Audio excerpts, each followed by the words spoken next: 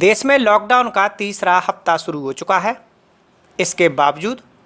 Corona virus से संक्रमण के मामलों में कमी होने के बजाय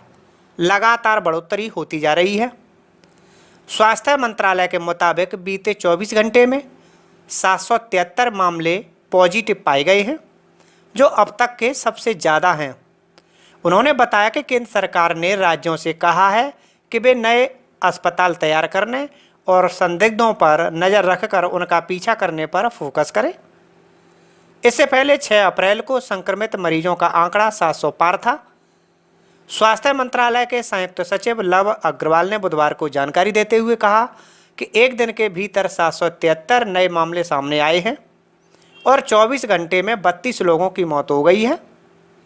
देश में कुल संक्रमित मरीजों की संख्या 5194 तक पहुंच चुकी है, जबकि मरने वालों का आंकड़ा भी 149 है। हालांकि इस दौरान 402 लोग स्वस्थ होकर अपने घर जा चुके हैं। अग्रवाल ने संक्रमण की गति को रोकने के लिए और लागू लॉकडाउन को प्रभावी बताते हुए कहा, आप सबको मालूम है कि कोविड के जितने केसेस होते हैं उसमें अराउंड 80% केसेस माइल्ड या वेरी माइल्ड सिम्टम से संबंधित होते हैं। उस स्थिति में कि कैसे हम अपना हेल्थ इंफ्रास्ट्रक्चर बढ़ा सकें, उसके तहत जैसे कि मैंने कल आपको भी बताया था कि हमने अपने हॉस्पिटल फैसिलिटीज़ को क्लासीफाई करते हुए टेम्परेरी हॉस्पिटल्स के रूप में, जिसको हम कोविड केयर सेंटर्स बताते हैं, उसके तहत हम अपने इन जो लेस सिम्टम माइल्ड सिम्टम्स वाले लोगों को हैं उनको हम कैसे ऑर्गेनाइज कर सकते हैं, कैसे ट्रीट कर सकते हैं, इसके बारे में हम लोगों ने जैसे होटल्स हैं, लॉजेज हैं, हॉस्टल्स हैं, ज़रूरत पड़े तो स्टेडियम्स को भी कैसे इस्तेमाल कर कर हम अपना फील्ड लेवल इंफ्रास्ट्रक्चर बढ़ा सकें, उस गाइडलाइंस के तहत अब हमारा इंफ्रास्ट्रक्चर उसी स्पीड से बढ़ना शुरू हो जाएगा।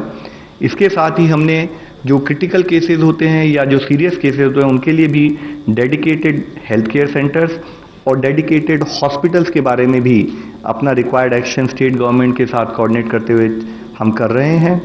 चेन ऑफ ट्रांसमिशन को तोड़ने के लिए बोथ सेंट्रल गवर्नमेंट और राज्य सरकार में सीरीज ऑफ मेजर्स लिए जा रहे हैं। जैसे जैसे देश में केसेस की संख्या बढ़ रही है, उसी के साथ ही हमारा जो रिस्पांस है वो भी उसी से कमेंसरेट रूप में हम बढ़ाते जा रहे हैं। हमारी प्रिपेयर्डनेस भी उसी हिसाब से हम बढ़ाते जा रहे हैं। इस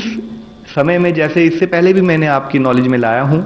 इस समय में हमारी गाइडलाइंस के तहत जैसे कि जो हमारा कंटेनमेंट प्लान है उसके तहत देशव्यापी हर जिले में कार्य हो रहा है। काफ़ी अधिकारीगण उस एक्शन प्लान के तहत एक्शन ले रहे हैं, इनिशिएटिव लिए जा रहे हैं कि कैसे हम कोविड-19 की सिचुएशन को मैनेज कर सकें।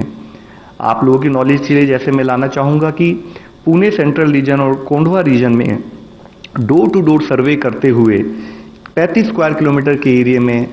सर्वे किया जा रहा है, जिसके तहत जो टीम्स बनाई गई हैं वो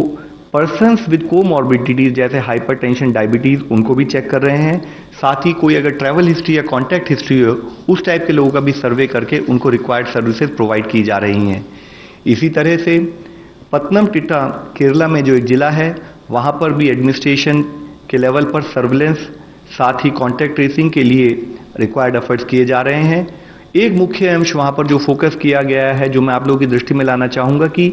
इस समय में जब हम ये सारा काम कर रहे हैं, कैसे टेक्नोलॉजी का इस्तेमाल करते हुए वॉर रूम बनाया गया और साथ ही कैसे क्लस्टर्स और जो हाउस होल्ड्स अंडर क्वारंटाइन है उसके मॉनिटरिंग के लिए टेक्नोलॉजी का यूज़ किया जा रहा है, और साथ ही जो हमारे लोग क्वारंटाइन या हॉस्पिटल में उनको रिक्वायर्ड साइकोलॉजिकल सपोर्ट भी प्रोवाइड किया जा रहा है।